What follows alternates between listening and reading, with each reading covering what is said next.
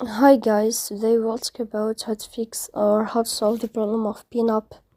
You can go to settings. Here you can go to apps, default apps, app settings.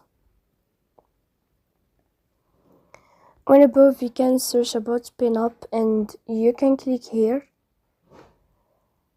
Then in this page you will go to first stop and you can click OK. Here we'll enter to the window of storage. Then you can click on clear cache. Here you can go to Play Store. You will go to this sign, and here in this sign you can search about Penup. Then if you find updates, you can update your app. So please don't forget to support us by like and subscribe.